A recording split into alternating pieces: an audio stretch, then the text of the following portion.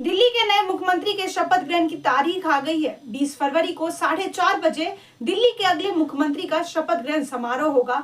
बताया जा रहा है कि शपथ ग्रहण समारोह दिल्ली के रामलीला मैदान में होगा। दिल्ली में 5 फरवरी को विधानसभा चुनाव हुए थे, वहीं 8 फरवरी को रिजल्ट आया था।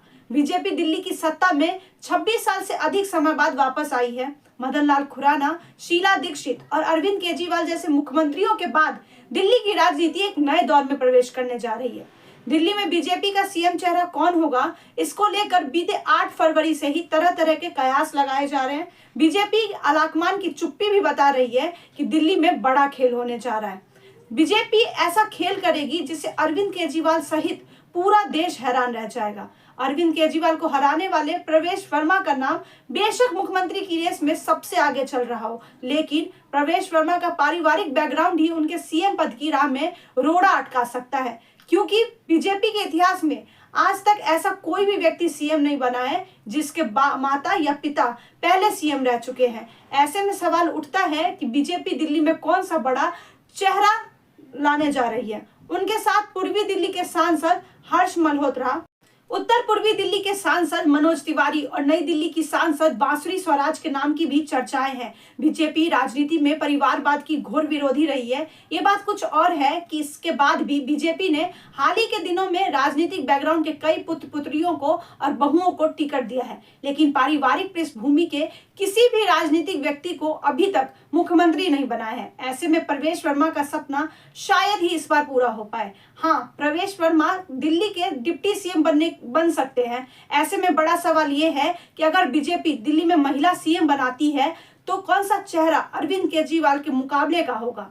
बीजेपी सूत्रों की माने तो दिल्ली चुनाव में जीते हुए इन 4 नामों में से किसी को भी सीएम नहीं बनाने जा रही है। ऐसे में बीजेपी पूर्व केंद्रीय मंत्री और अमेठी की पूर्व सांसद स्मृति ईरानी को लेकर दिल्ली का अगला सीएम बना देती है तो हैरानी की बात नहीं होगी। स्मृति ईरानी के फेवर में कई चीजें जा रही हैं, जैसे उनका लंबा राजनीतिक अनुभव, बीजेपी का तेज तर्रार चेहरा और इसके साथ ही अरविंद केजरीवाल के सामने एक प्रमुख चेहरा उतार कर बीजेपी 2030 को भी साध लेगी। ऐसे में ज्यादा उम्मीद है कि अगर स्मृति ईरानी दिल्ली की अगली सीएम बन जाए तो कोई आश्चर्य की बात नहीं होगी।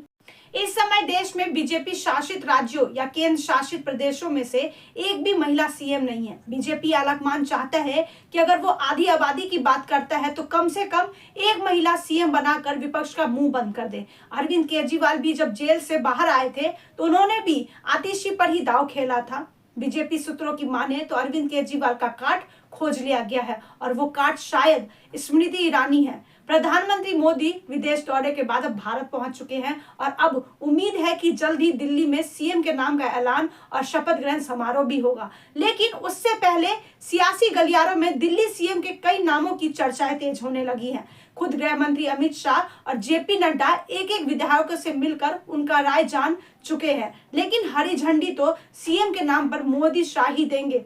अगर आपको हमारा ये वीडियो पसंद आया हो तो इसे लाइक, सब्सक्राइब और शेयर जरूर करें। और हाँ, आप बताएं कि आपको क्या लगता है अगला सीएम कौन होगा।